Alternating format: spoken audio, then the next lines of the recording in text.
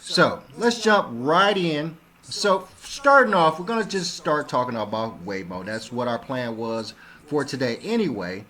But we want to talk about how these Waymo's and these self-driving cars are just going to be what I consider to be a problem in the future. It's just really, for me, it looks like some Skynet stuff that's really starting to jump off, and I'm going to get into that a little bit more later.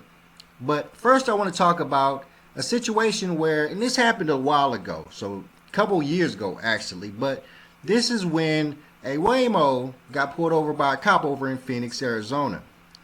Let's check that out real quick. 31 Adam first well?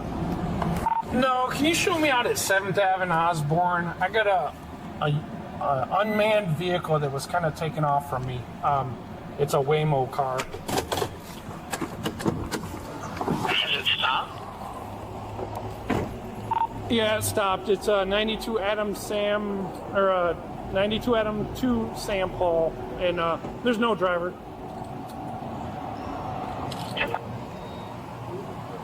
Hi! Connected to rider support. This call may be recorded for quality assurance.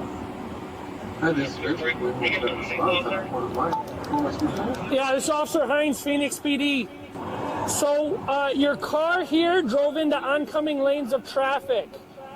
Okay, I will go ahead and take a look at that right now. Yeah, there's like a little bit of a construction area, and it went into opposing lanes of traffic, which is real bad. Yeah. Real bad. And this is what we're talking about, these self-driving vehicles and, you know, their ability to just, you know, this situation here, it's driving into oncoming traffic. And of course, probably the system thinks it's doing the right thing. Maybe the cameras are not working, they're not seeing certain things, they're not adjusting for how fast cars are coming. But with all of these vehicles, specifically the Teslas of the world that people can, you know, let drive while they do work, the Cybertrucks and all that type of thing, they're all based off of computers, and computers malfunction, they stop working completely. And when that happens, you can expect that, specifically with a lot of these self-driving vehicles, there's going to be some accidents that happen. They're going to drive out into oncoming traffic. They're going to just run into the things that the cameras are not seeing anymore. Because one thing I know for sure, you know, with my long career in the automotive industry, is that cameras go out a lot in these vehicles.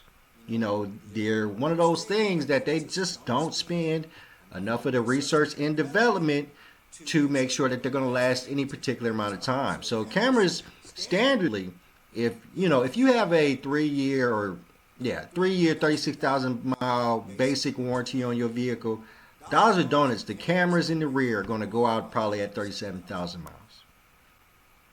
It's happened so many times. I've seen it so many times. You get into a little accident in the back, the cameras are going to go out. And that's a problem for these self-driving vehicles because they're all just cameras. The Teslas are all just cameras. And that's what controls the majority of the vehicle. So let one of these cameras go out and we're talking about catastrophe. I couldn't help but come over just out of morbid curiosity. Yeah. I thought maybe there's a passenger or something. No, like, you know the construction here? Yeah. It was eastbound in the westbound lanes. Oh! Which is real bad. Yeah. And then, so I light it up and then it takes off through the intersection. I was the same thing. What are you supposed to do? I appreciate your time. I'm just pulling up all the information here. Okay, yeah, I don't know if you're able to kind of like review the video or something. Yes. Okay, great. I'm looking at it. Okay. The operator here. Hello, yes. Hi, this is Vince with Waymo. Got response. Thank you for your patience. I apologize for the waiting inconvenience. And that's another thing I want to know. I want to hope, I guess, that these Waymo vehicles are being monitored 24/7 by somebody. That would make a lot of sense. That would help out a lot, you know, in these situations, specifically when, a cop has to pull one over and has to talk to a real person because the car's not going to be able to really tell the cop anything, explain anything to the cop, tell the cop what's wrong. So I really hope that is the situation we're talking about, and this gentleman that they're talking to is at like a command center, and that all of the Waymo vehicles are monitored 24/7, so that this can cut down on the problems in the future that's going to happen with these vehicles. What I'm going to do is submit this to the system so that everybody knows what's going on here. Is there any information you need from me specifically about this? No, I don't think so. Okay, I understand. Thank you. I appreciate the Dude, sound like a I'll robot. The wait again, and I appreciate your patience. I see you're working with one of our people there. Is it? All right, hold up. You think, why does this dude sound like AI? See, the AI, man, I'm telling y'all, this Skynet thing is really starting to be some realistic stuff. If you listen to the person they're talking to, it sounds like AI. If you listen to AI as much as I've listened to an AI over the last couple of days, AI can really act like a real person, but you can, in some cases, kind of get that feeling that you're talking to a robot. And I'm getting that feeling right now as they talk to this person on the phone or over the comm center in the car. It really sounds like the person they're talking to is AI. I'm going to back it up a little bit just to see if y'all can tell what I'm hearing. One of our people there. Is it? No. Correct? He stuttered, so I'm going to give it to him. Waymo Roadside Assistance Specialist. Okay, excellent. Thank you, James. I appreciate it. I'm going to reach out to you separately, James, so that we can work on the situation. Got it. And if there's nothing else I can do for either of you, I'll go ahead and disconnect the call. So, what I'm trying to say is that with these self-driving vehicles that are going to see more and more hit the streets, Tesla's ones are coming out. There was that van one we was talking about the other day that looked real weird. We have to be mindful that, computers are not fallible. They break down, they stop working, specifically these camera systems and how they run and what they can see, because really they're based off of all visuals. They have to be. They have to be able to see cars coming. They have to see road lines and stop signs and all these things that have to react to. And let one of these systems go down and the reaction time is going to be horrible.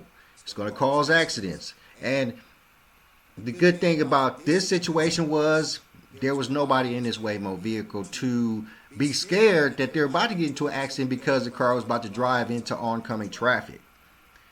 And that's going to be really what we're talking about. When people are inside these Waymo taxis and, the Tesla taxis, those are the people that we're going to really have to worry about in these situations. And I talk about this all the time. And I'm probably going to get tired of mentioning this, but TV show I watched called Upload, the guy, he was creating some AI stuff just like everybody else is. And how he died was he was in a robo-taxi and some competitor made the robo-taxi run into a car that was in front of it.